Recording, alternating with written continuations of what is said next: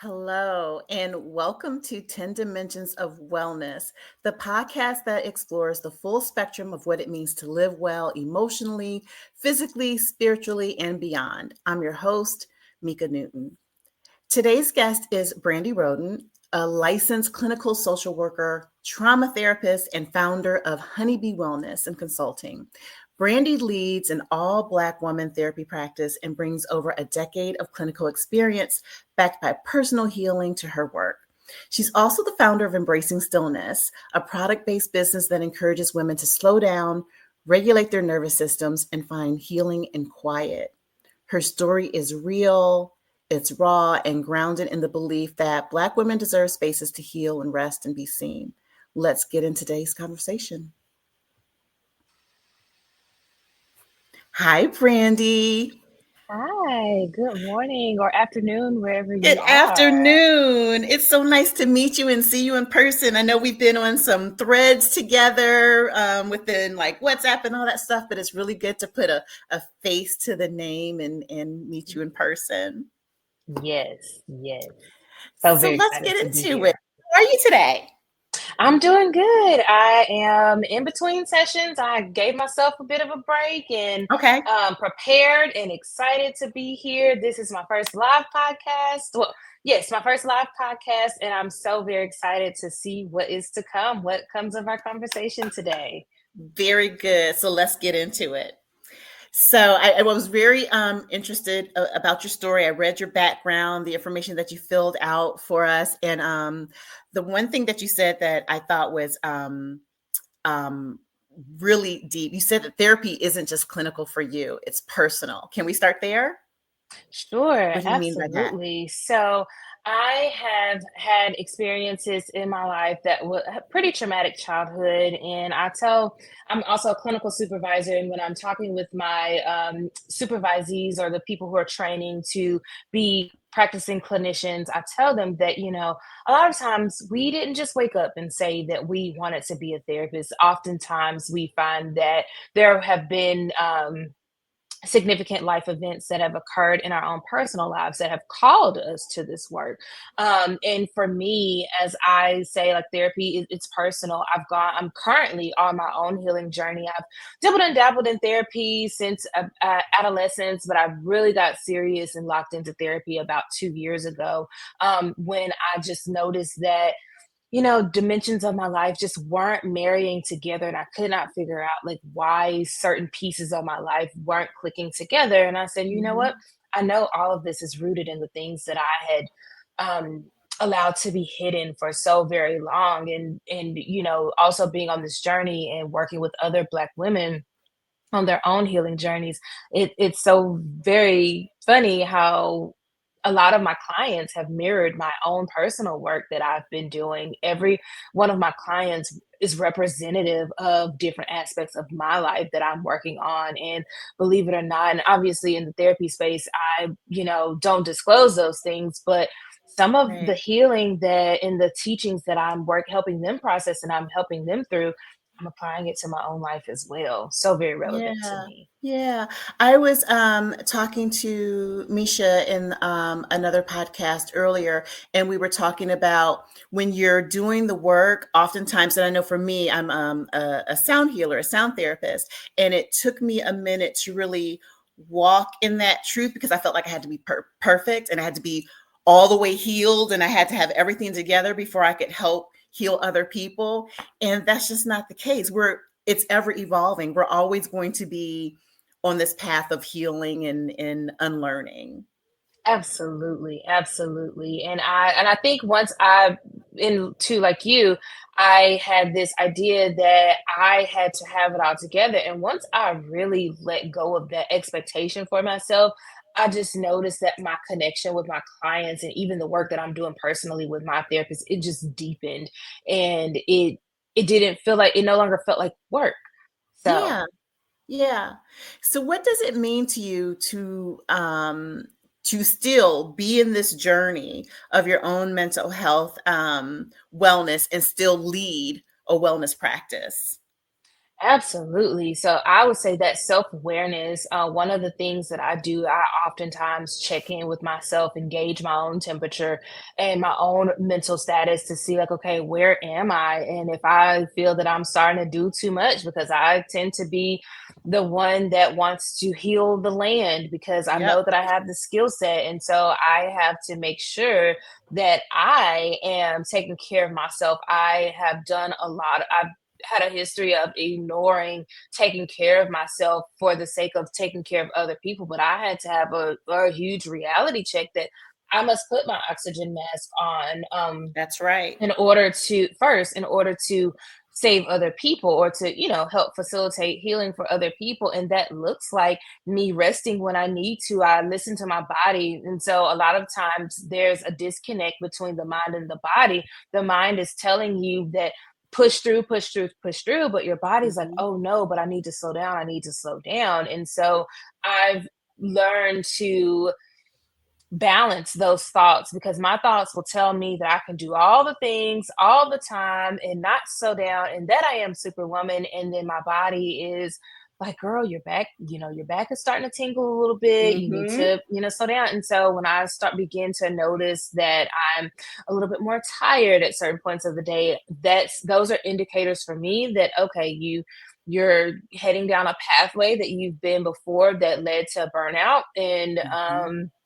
we need to scale it back. And so I'm transparent with my clients, and they know that I'm a therapist that leads by example. When I need to rest and honor my body, I'm going to rest and honor my body. So when I'm doing new client intakes, I'm, always preparing them from the beginning that there might be times where I take a week or two off just to Yeah. reset and regroup. And so, I haven't had a person yet who that didn't work out for it. I always get the same responses. Oh, Miss Brandy, like you inspire me to take care of myself. And so you empower me. And oh, I wanted to reach out to you, but I knew you were resting, and I knew that I could do it. I could handle these situations. So when I come back into the therapy room, it's a matter of catching up, and then also hearing those wins from them that they were able to handle their and navigate their own situations without me. So it kind of puts more fire under me that lean in when you need to take those breaks. That's beautiful, and it's beautiful to see your work implemented, like the tools that you give your patients, your clients, and to watch them implement them in their life. It has to be like heartwarming for you, and know that you're on a beautiful path for yourself. You're blessing people with your gift, and that's a beautiful Yes. thing. I love that, and that brings me back because we talked about the mind and body connection. Um, what do you want people to understand about mind body connection in trauma healing specifically?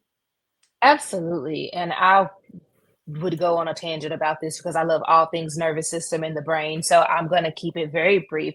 But what I want people to understand is that when a trauma occurs, no matter how big or small, it disrupts your nervous system. There are several processes that go on within the brain as a trauma is occurring. Parts of the brain shuts down, parts of the brain is kicked into high gear. And especially for people who are living in repeated traumas, they've experienced repeated traumas, or the trauma is ongoing.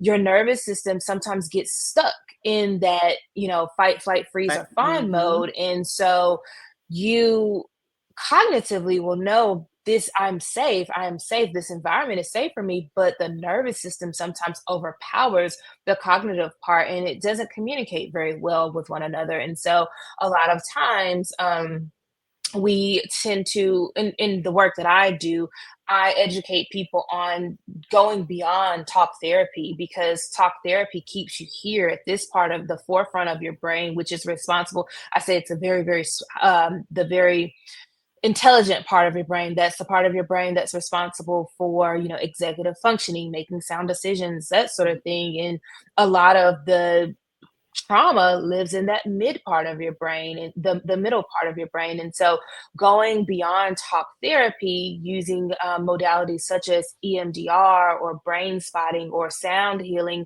or somatic experiencing therapies that involve movement. So going beyond those therapies that just allow you to think about the why it happened, the talking about, the Mhm. what happened, you're incorporating the use of body in your brain to foster deeper healing. And over time, it's a process. I tell everybody Yeah. it's a process.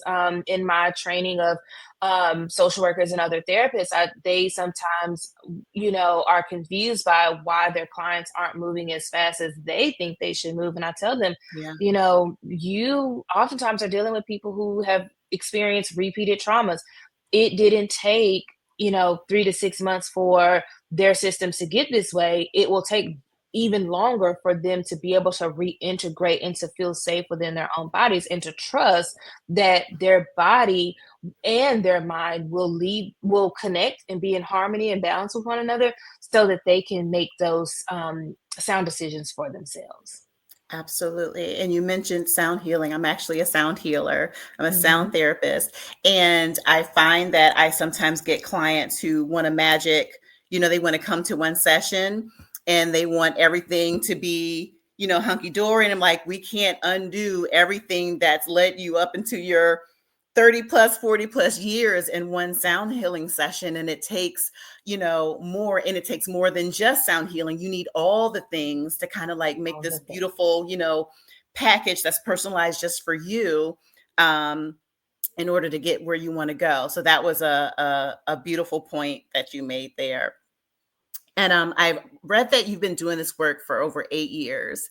And what shifts have you seen in how Black women relate to therapy? Because I know what I see, and I know because I'm probably, not probably, the first in my family, in my lineage, to even start talking about therapy and talking about self care and things like that. What have you seen over the 8 years when it comes to Black women and their receptiveness to therapy?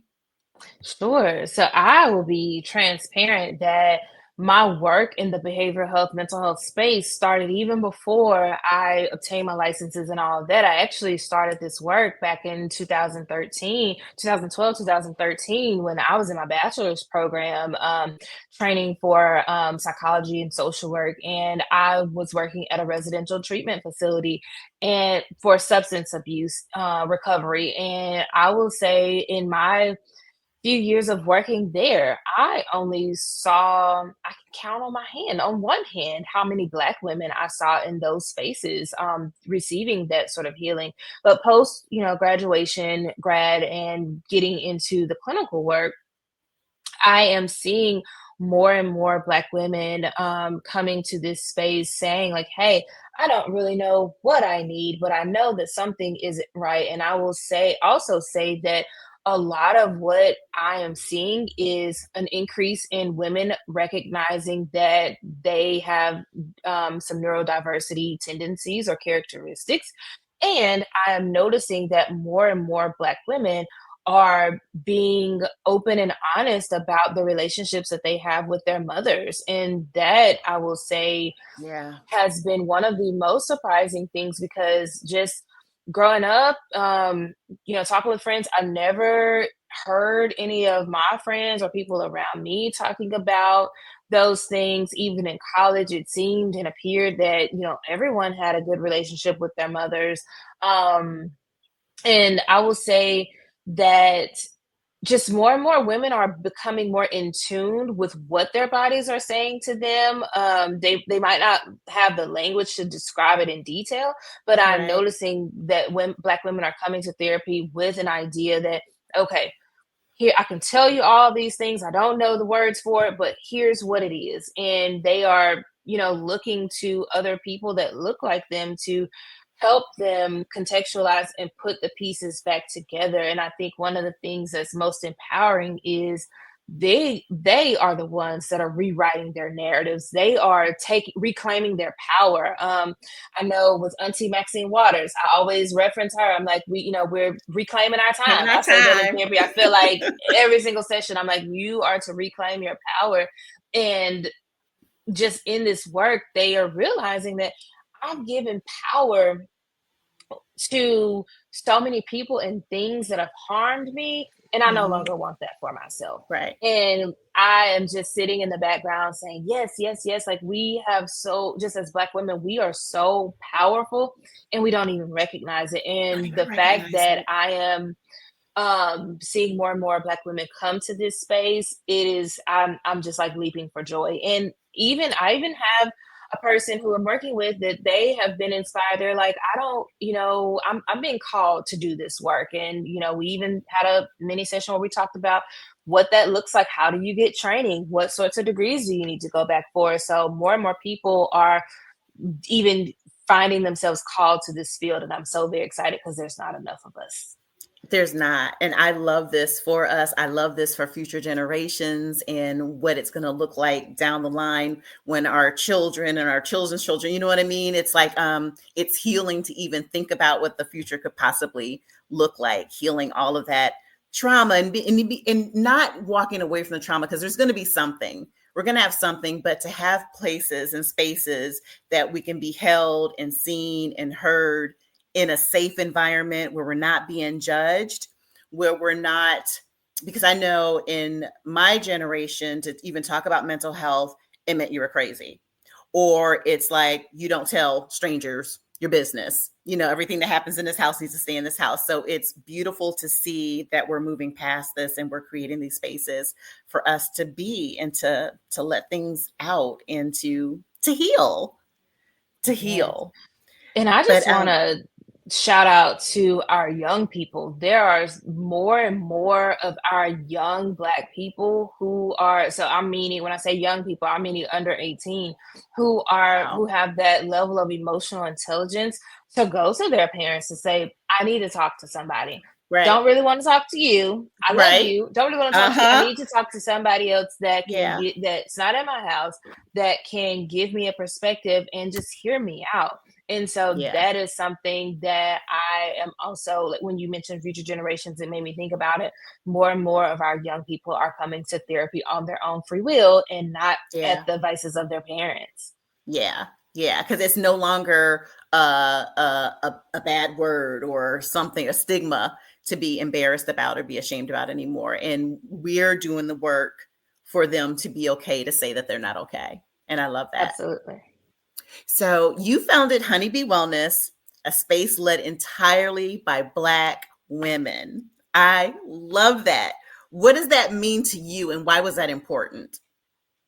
So I love when people ask me, how did you come up with the name? Like, how did Honeybee get started? Yeah. And one of the things I always say that it initially started out just as a play on the nickname that I developed in college. So all throughout my life, I was Brandi. I never had a nickname. Family didn't give me one, and just when I got to college, people just started calling me B, and I'm like, okay, well, it stuck. And so when I developed the practice in 2020 as a solo practitioner, I was like, okay, let's do a honeybee, because people would always give me bee themed items. And I thought about it further. I was like, you know what? This is deeper than just a cute, wordplay on my name. I Yeah. thought about it deeper, that at the center of a beehive, there's this queen that is calling all of the shots, and she's female, and she has like everybody has a role and they play their part. But people are looking to her for direction, to lead, and to make sure that the honey is being developed. And we know that honeybees, they are a vital part of our ecosystem. I have been seeing a few articles here and there. We have to save the bees because the bees are responsible for Yeah.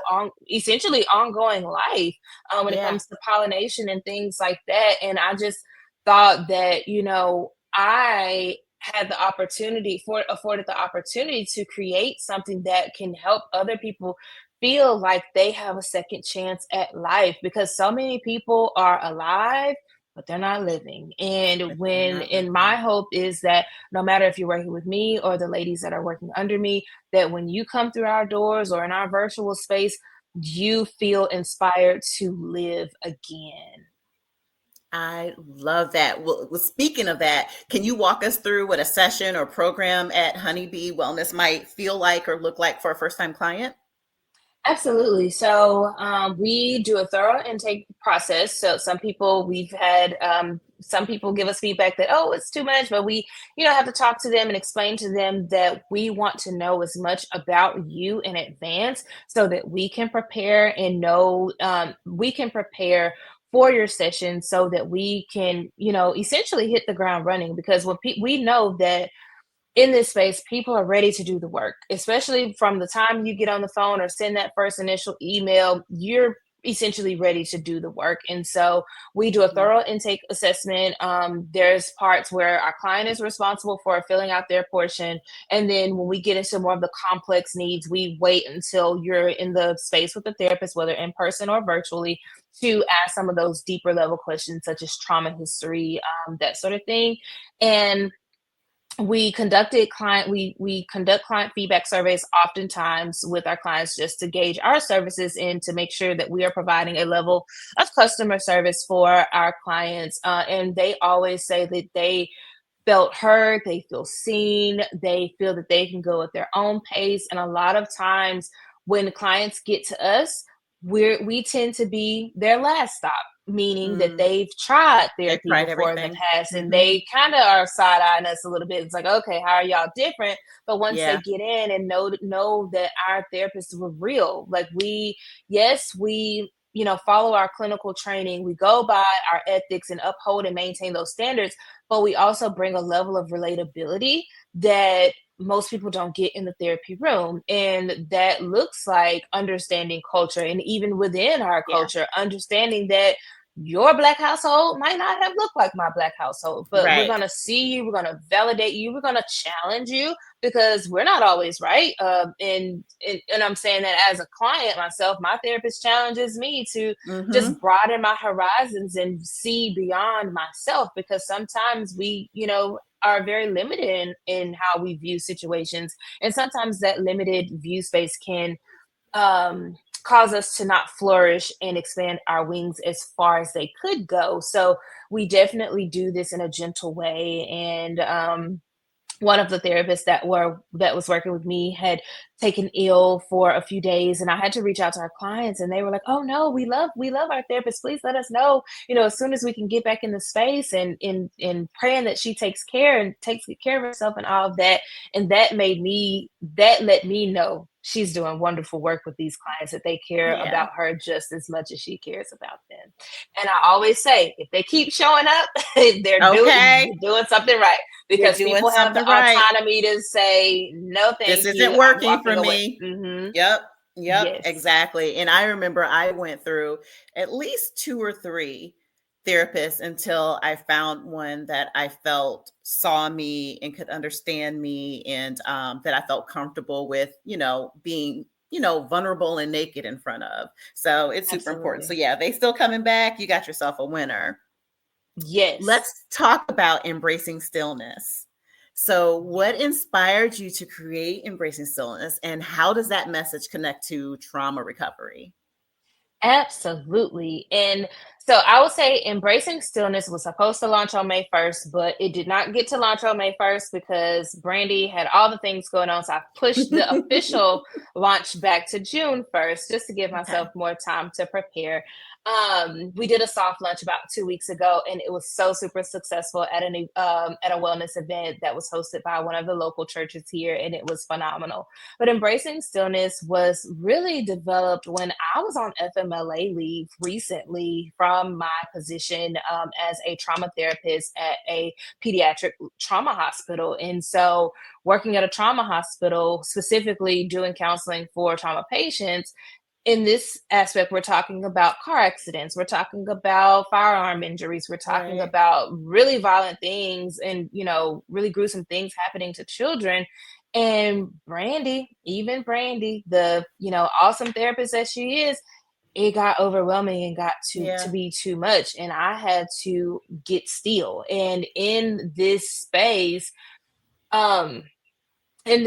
God sent me a message that this stillness that you're experiencing, the stillness that you hadn't experienced before because you do all the things and you love to overcommit and work and just, excel at everything. this is bigger than you. And that was the first time that I truly experienced that stillness and leaned into it. And I will say, it really did a work on my nervous system. I noticed that I wasn't having the, stomach pains in the morning when I got up to, not knowing what I would experience when I got to work. Yeah. Just hearing some of these stories, or even thinking like, okay, well, I have to take that hat off and now get over here and be the private practice therapist in working with my individuals who I've been working with long term. Um, it was the first time that I was able to slow down, and I loved it. And I said, you know what? I could use more of that. And so from that, I developed a new hobby of creating t-shirts and products. Whereas before, when I had a t-shirt brand, I was outsourcing that. And I said, no, this time I need to do something else. I've always been a creative. I've always worked with my hands in some capacity. And so just as I was on my leave, different little messages and sayings would just come in my mind. And I was like, nope, that's a shirt design. That's a shirt design. And so my hope is that every woman who encounters a message from and wears the branding, that they feel that they can truly be still. And it's just a in your face reminder that I need to slow down, even if that's 5 minutes when I'm at work, even if that's, 30 minutes when I first get off of work, where I shut the world down around me. If you have kids, it's a little different, but we got to learn some Yeah. boundaries. Even with my kids, I have to tell them, mommy needs, a few minutes to not hear anything, not even hear my own thoughts. And so to really lean into that, because our bodies, if we don't slow down, our bodies will slow us down It for will us. do And it. you would rather do it than your body slowing you down. Right. Because that's where dis-ease comes into play. Your body's going to say, slow Yes, down, and it can honey. lead to Yeah. health. It can lead to health issues, Yeah. both short-term and long-term health issues that can be very costly. And one of my favorite YouTubers that I watch all the time, Funky Dineva, he always says you're gonna pay on the front I end or love the him. back end, Yep. or either way you're gonna pay. And I would rather pay on the front end because it's a little less costly. That's right. That's right. There's no hidden fees and whatnot on the front end. You know what it's all about. So, why do you Absolutely. think that stillness is so hard for Black women to practice? Why is it that being still and resting is like taboo, or we feel like it's not deserved? I will say it. Ooh, that's a loaded question, but a very simple answer. We are expected to take care of Mm, everything and everybody. Everyone needs us. We always have the answers.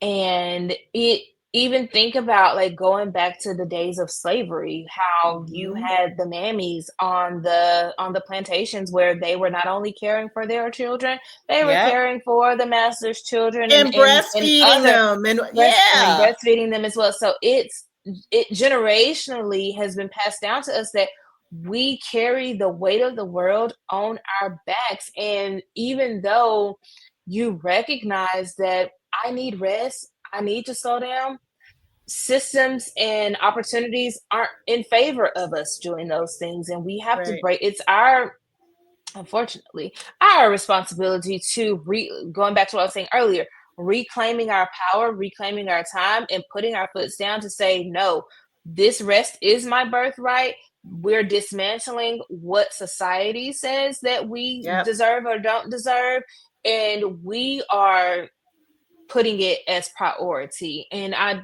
get it, with just certain people have more opportunities than others to be able to rest and to take those times. But even for the people who have limited opportunities, there are still ways that you can reclaim that time. And so going back to what I was mentioning about people like taking 5 minutes here, 5 minutes there, Yeah.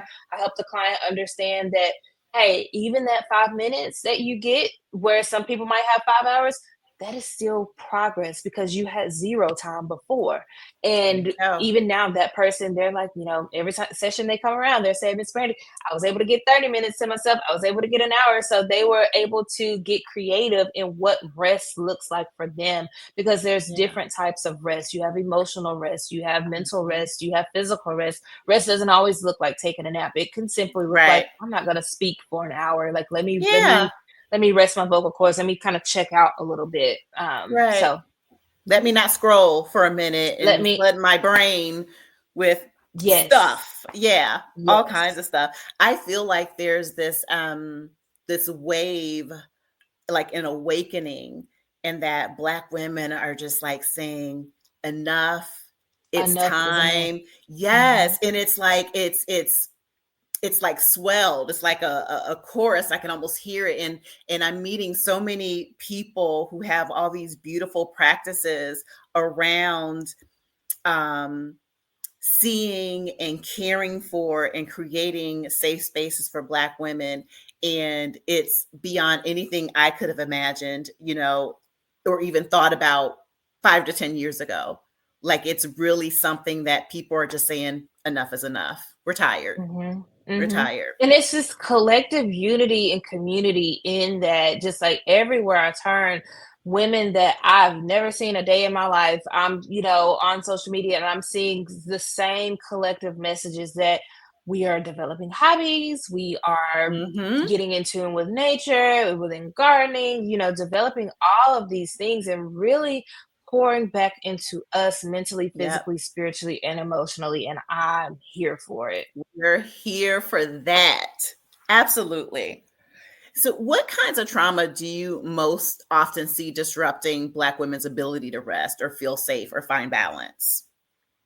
I will say, and this may be trigger warning for anyone watching this, childhood sexual abuse is one of, so there's two: childhood sexual abuse and childhood emotional abuse. Those are the number two things that I see in my work that has disrupted my clients' abilities to rest because they have been um engaged in situations where they had no choice but Mhm. to move forward or to move past in order to survive. That's Yeah. all it is survival. Hearing the same negative repeated messages over and over again. And I will like to add that people don't really understand the deep rooted impact that those things, even just, verbally, emotionally, psychologically, what that does to a person. And believe it or not, a lot of my clients struggle when I'm looking at in terms of trauma recovery. I see some of my childhood sexual abuse survivors recover a little bit faster or find their healing, yeah, a little bit faster than the ones that experience the emotional abuse because literally it's like when you hear those same repeated messages over and over again, that stuff develops in as belief systems. And Yeah. for adults, especially if you are of a certain age, hearing those things repeatedly over and over again, it becomes a part of you. So it's like, how do I unlearn that? And it takes a lot of time to undo that. And so when I'm working with my clients, one of my first assessments beyond our general intake assessment is I'm assessing for their self-care and what those barriers are to self-care. And Yeah. we start there. We start with soothing the nervous system and incorporating that as a method of self-care. Because once you begin to feel safe within your body, then Hmm. you can feel empowered to move forward and to dismantle narratives and set your boundaries and things like that. So I'm always looking to help them achieve a sense of safety first. Yeah. That's important. That's important. Yeah, because healing is not going to come, and you won't even be able to hear what your therapist has to say if the body doesn't feel safe. Period. Mhm. It's just not going to happen. But and then that goes back to also reclaiming your power. You talk about this idea of reclaiming your power because it's not just about healing. You talk about taking your power back. What does that actually look like for a Black woman in real life? I'll speak for me personally. That has looked like me saying no, being able to walk away from things that don't serve me well, people that don't serve me well. And as a person who um likes to keep the harmony, keep the peace, coded Mm-hmm. people pleasing, that was something that has been one of the most frightening things that I've had to face. But every day is a journey and getting stronger and stronger in my no, and just as strong in my yeses as well. but finding strength in saying no and letting that be a complete sentence, that is what, for me, I will say has been one of the most transformational things in terms of reclaiming my power. Just because I have allowed people to take from me, take my knowledge, take my expertise, take my light. Um, Mhm. and I just was no longer, as you said earlier, enough is enough. And that doesn't feel good. Even people who people please or engage in fawning behaviors, once you say yes to something that your soul and your intuition and your spirit is really saying no to, there's a level of guilt and Yeah. shame that comes over you that it just holds you bound. And being able to break through that, even though it feels uncomfortable, once Yeah. you find that courage to say no or to, set your boundary, ultimately you feel a whole lot better. And I know now people are saying, choose your hard. Either you're going to choose the hard that is going to leave you uncomfortable for extended amount of time, or you're going to be uncomfortable for these 5 minutes for you to get that no out Okay. and then move on. So both of those are hard. Which Okay. hard would you rather? Choose your heart. And I'm a recovering people pleaser. My whole life in writing for the anthology for Dear Black Woman, I found that out, and I was like, wow, yeah, I was like a little adult all the time, just trying to make sure everything goes right. Same. Hmm. Hmm. But using your voice now, like you said, there is a discomfort. Your body is telling you that this isn't what we're used to doing. But once you do it, I feel like I could lift a tank truck or a Yes. tank after I do it. I feel so powerful. I'm like, I did it. I did. I listened to myself and I said no. And, I didn't do something that I didn't want to do, because even like a year or two ago, I would have completely said yes to several things that I didn't want to do, just to not make other people or feel bad, to make them feel comfortable instead of myself. It's that does a number on you, people pleasing. Does. It You don't even does. realize it. You think you're being nice. And somebody else said, I don't strive to be nice anymore. I strive to be kind.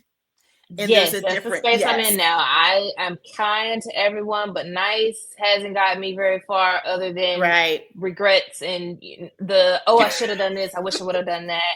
And I'm just not Yep. interested in the shoulda, woulda, couldas anymore. I want to fully live and be Yes. confident in my decisions and not be ridden with the just those icky feelings that come when you agree to things that didn't and I will say also too, especially for those who have a history of trauma, where you essentially had to agree to something that you didn't consent to, and Yeah. it's a trigger. It can be a trigger because those thoughts can kind of creep in. It like Yeah. your body remembers what it felt like for you to agree to something that you didn't really agree to. Yeah. I wouldn't have yeah. I didn't think about putting that together. Yeah. You're right. Wow. Thank you for that nugget. Wow. Okay. I got to think about that one. Okay. Let me get back on track. Okay. You said that you still have days where your body says no more. How do you care for yourself in those days while still showing up for your mission? Yes. On those days where my body is like no more, I am making sure that, and there are days where I will just lay in a bed and I will do nothing. Mhm. I will have the curtains drawn. I will allow myself to be in a dark room, but Mhm. I won't stay there. Yeah. I will, take my nap and, making sure that I'm hydrated, that I'm eating well, because that's something that a lot of people don't really realize is associated. Your gut health and mental health, there's a direct connection there. And Mm. when I talk about, assessing for self-care, I'm also assessing, how are you treating your body? Like, are you intaking foods that are balanced, or are you just, consuming any and everything? Because it will have an impact on how you feel. So I'm trying to be very conscious about, especially when my body says no more. I try to Yeah. be very intentional and conscious about what I am inputting in my body. I am reading, I am doing things that are just very low maintenance. Yeah. And in those, and when I, in when I'm engaging in those low maintenance activities or no maintenance activities, because I love a do nothing day, that's when I feel most inspired because my brain is able to not run Right. 50 miles an hour thinking about the never ending to do list of things that I need to do to keep the business running and to, take care of my kids and do all the things there. It allows me to really be in my creative bag. And that's when I think I feel the most fulfilled, is when I'm able to be creative and think of all these new ideas and create, plan and create. Now, the execution part, I have to have a little help on that, but I can plan and create and just think All of the ideas day. all day long. All day long. All day. I say the same thing to my clients. And the one thing being a sound healer is creating that space for stillness. And I tell them that one of the things you can expect potentially is to get those drop-ins, those ideas, sometimes a direct incoming line from God, like because your brain has time to process And and it to has space. hear. Yeah, Yes. space. So yeah, so doing nothing is productive. I like to say that to people all the Yes. time. Doing nothing is productive. And Yes. we've got to learn Absolutely. that as Black women, as Black people, because the Hmm. one thing about us is we've always had that old trope as doing nothing meant laziness. We Hmm. correlate that, so we've got to get beyond that.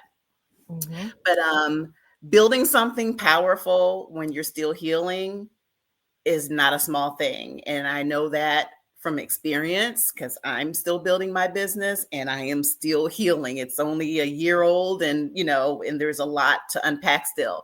But what has entrepreneurship taught you about your own capacity to grow?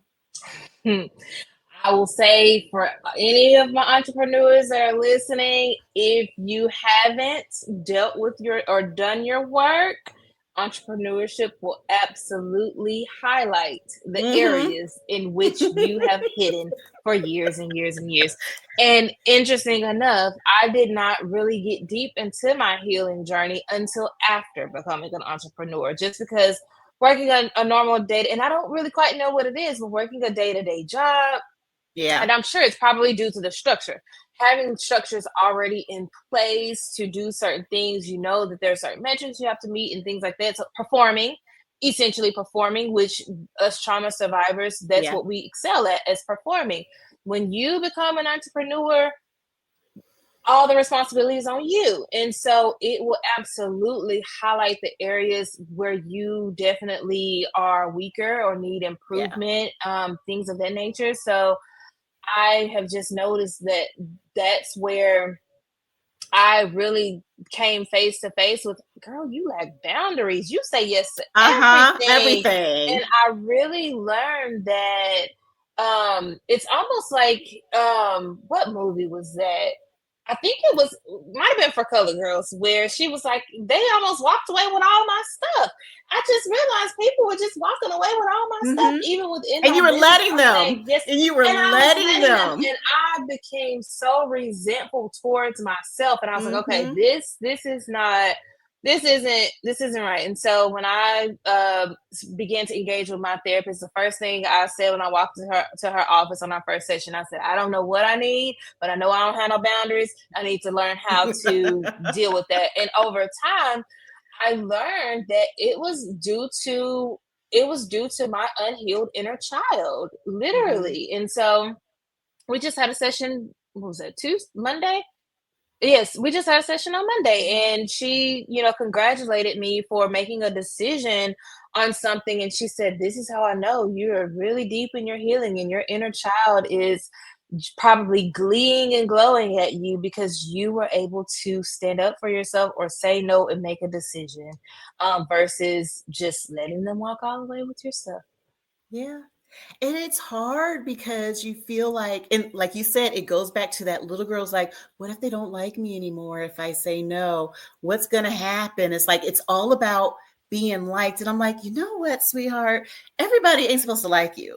Everybody isn't supposed to be, you're not supposed to be everybody's cup of tea. You know what I mean? It's like, that's Yes. not the way that works. Your people are going to get you, and the people that don't are not your people. And it's that simple, but you want everybody to like you and tell you you're good and tell you you're okay and all this stuff. Mm. And that does come from the little girl in you.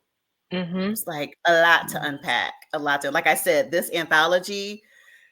Yes, this anthology, I was reading over my work and I said, you know what? I know I'm confined to a certain word count, but I was like, oh, there's so much more. And it definitely highlighted some things that I know there's still areas where I have to keep going and continue to work and develop. And I think, honestly, I don't really see an end in sight, because when you experience a significant trauma or just life experiences in general, when you're talking about recovery, relapse is also a part of Yeah, recovery. And if you know anything about like addiction work, they always talk about relapse is a part of recovery. And yeah. because that's who you are at your core, you have to actively work towards recovery every single day, because it's so very easy to go back to some of those behaviors because it's in you. It's in you. It's what, and especially if you're of a certain age, I'm like, that's your whole life. That's your Yes. whole life, and it's what you've built everything on. And to unlearn all that, it's like, of course you're gonna have slip ups. But the key Hmm. is to not stay there and to To not not feel stay there. guilty Exactly. that you had your slip, and just that self-talk and using the tools that you've learned, and get yourself back out of there, and go to your circle, go to the tools that you've learned Hmm. to stay out of that. So yeah, that's yeah, it's an everyday thing. I talk to myself every single day. Sometimes Yes. it's like, girl, you got to get, because I'm an entrepreneur too. Okay, it doesn't happen if you don't get up and do this. So And that's why I talk about the power of affirmations. One of yeah, my clients always asks me, how do I do this? And I'm like, affirmations. And she's like, can you say affirmations for everything? And I'm like, yes, affirmations, because if yeah, you tell yourself, and I'm not telling you to lie to yourself, but you, just yeah, as much as you heard negative things, you have to pour back into you those things yeah, that you want, that are more conducive and in alignment with your journey. And it doesn't have to look like waking up every morning saying, oh, you're beautiful, and just things that yeah, sound like puppy dog tails and roses. No, it can be as simple as, I got this. yeah. Do this, and anything can be an affirmation, whatever that looks like for you. Yeah. Yeah, whatever it looks like, whatever your list is, because I like to keep, a checklist of things that need to get done, and be like, okay, you got this. You're going to get 2 things off of your list today, and that's going to be your win. Work toward that. You got this, girl. It's like, it doesn't have to be this grand, oh, Mhm. I'm going to make this amount of money. It's like, when you have those small wins, they build one on top of another, and then they make you Mhm. feel even more powerful, as they build Mhm. up. So yeah, every day I talk to myself. I know people probably think I'm crazy, be like, girl. Nope. But anyway, That internal dialogue working overtime over here. yes. And you have to do it because, like you said, you've been other things, those negative things have been poured into you. You're the only one that's going to do it. You have to make the choice to decide what goes in here and what goes in here, and what you exude to the world. It's like, yeah, this happened to me, but now it's my responsibility to go in the direction that I want to go. The one. Absolutely. Absolutely. So, what is the one myth about mental wellness that you want to correct immediately? That it's for white people, or it's for people with money. Yep. Mental health, though, I understand level of access, because that has been my whole entire thing, especially within Honeybee. Honeybee is built on equitable practices to make mental health therapy accessible to women, and or people who otherwise would not have had access. And I say that because it's not just for people with money. It's not just for white people. It is for all people. It is for anything can be therapy. I tell people that all the Hmm. time. You can find therapy in anything.